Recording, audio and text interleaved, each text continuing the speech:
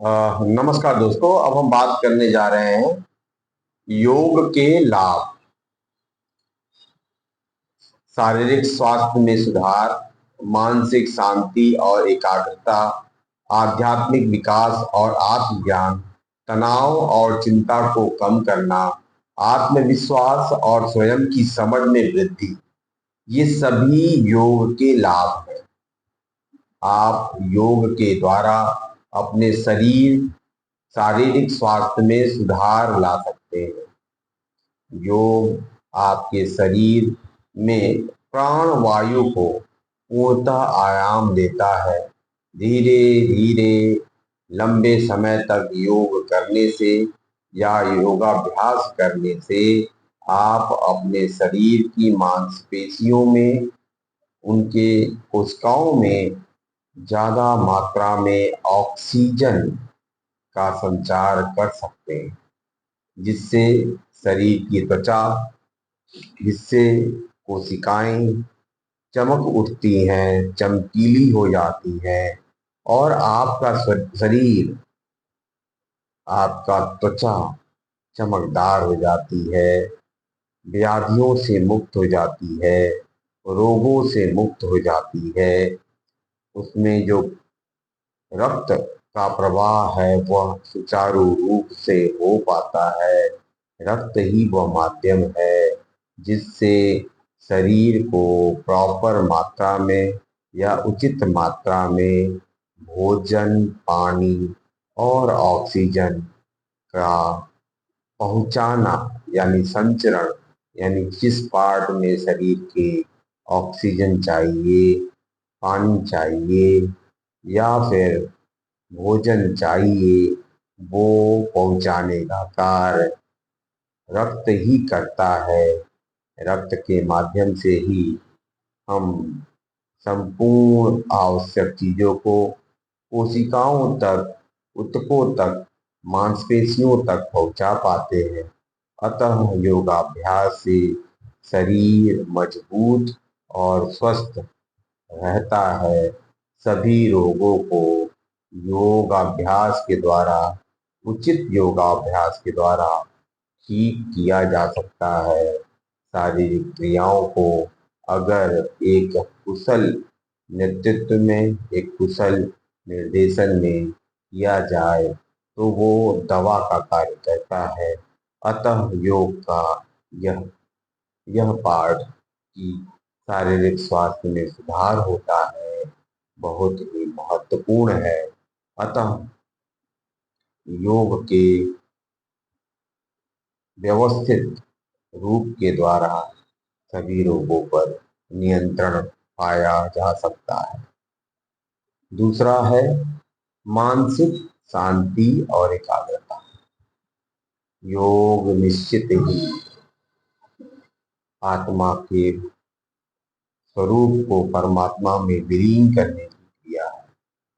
अर्थात सांसारिक उथल पुथल को, यानी सांसारिक जो मोह माया है, उसको कैसे नियंत्रित किया जाए, यह योगाभ्यास से आप प्राप्त कर सकते हैं। योग मन को नियंत्रण में लाने का एक माध्यम है और इस माध्यम का उपयोग करके हम मनुष्य के जो गुण हैं, जो मनुष्य के जो उत्तम गुणों को प्राप्त कर सकते हैं। मानसिक शांति और एकाग्रता प्राप्त करने के लिए आप बहुत सारे योगाभ्यास का, योग क्रियाओं का वो साधना के रूप में उपयोग कर सकते हैं।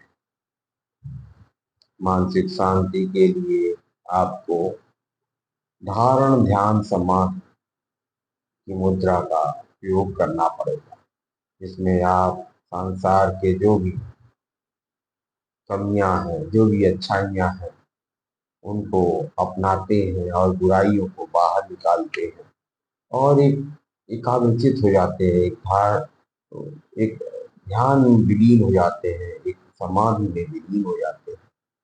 और तब आपको देखेंगे कि संसार की जो समस्याएं हैं जो जिनसे आप बहुत व्यथित हैं, वो बहुत ही छोटी नजर आएंगी और मानसिक शांति आपको मिलेगी, एकाग्रता प्राप्त होगी। अगला है आध्यात्मिक विकास और आत्मज्ञान। पहले ही बताया गया कि आपको आत्मा से परमात्मा की ओर, परमात्मा की ओर का मतलब किसी विशाल स्वरूप की ओर नहीं, वो आपके अंतर्गत निहित कण कण में ईश्वर उस तक पहुंचाने का भी कार्य करता है। अतः योगाभ्यास से आपका आध्यात्मिक विकास होता है। आप इस संसार को समझ पाते हैं, संसार के बृहत्तम रूप को और सूक्ष्मतम दोनों रूपों को एक समान भाव से समझ पाते हैं। उसमें जो संबंध है वो स्थापित कर पाते हैं और समझ पाते हैं कि आप का रोल क्या है, आप कौन है, क्यों इस धरती पे जन्म लिए हैं, क्यों आप इन सभी मंचों पे खेल रहे हैं, कठपुतली की तरह चल रहे हैं। कभी सुख आ रहा है, कभी दुख आ रहा है, दुख में काफी भाव विह्वल हो जा रहे हैं और सुख में काफी प्रसन्नता का अनुभव कर रहे हैं। उनसे कैसे मुक्त हुआ जाए, उस ज्ञान को प्राप्त करते हैं और ईश्वर के स्वरूप को या उस कण कण में विद्यमान विद्यमान स्वरूप को समझ पाते हैं। तनाव और चिंता को कम करना, तनाव और चिंता को कम करना भी एक योग का लाभ है। जब आपको किसी भी चीज की अच्छाई या बुराई दोनों का ज्ञान हो जाता है, उनके कारणों का ज्ञान हो जाता है, आपके अस्तित्व का ज्ञान हो जाता है, आप इस संसार में क्यों आए हैं, क्या करने आए हैं, क्यों आपको ये नश्वर शरीर आपको मिला हुआ है, आत्मा मिली हुई है, आप उसको कैसे जान पाएंगे, तो आप देखेंगे कि सभी प्रकार के तनाव और चिंताओं से मुक्त हो जाते हैं। आपको बहुत विचलित नहीं करती छोटी छोटी बातें, बड़ी बड़ी खुशियाँ, छोटे छोटे गम, ये सभी आपके लिए एक समान से जाती है, तो चिंताओं और तनाव से मुक्त हो जाते हैं। अगला है आत्मविश्वास और स्वयं की समझ में वृद्धि। आप जब छोटी छोटी बातों पे चिंताग्रस्त नहीं होते हैं, तनावग्रस्त नहीं होते हैं, आप उनके पूर्ण स्वरूप को जानते हैं कि उनकी कहाँ तक क्षमता है डिस्टर्ब करने की, या कहाँ तक क्षमता है इसमें विकास करने की, तो आप आत्मविश्वास से भर जाते हैं और स्वयं की समझ को पैदा कर पाते हैं, स्वयं की समझ को विकसित कर पाते हैं। और जब स्वयं की समझ आपके अंदर आ जाएगी तो आत्मविश्वास अपने आप उजागर हो जाता है, विकसित हो जाता है, दिखने लगता है। यही है संक्षिप्त रूप में योग के लाभ।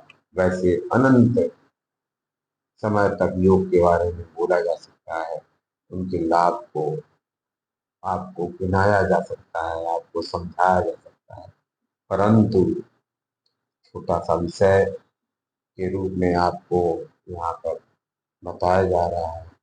तो आज यहीं तक, आगे फिर देखा जाएगा योग क्या है, क्यों हम इसको आत्मसात करें, क्या इसके गुण रहस्य है।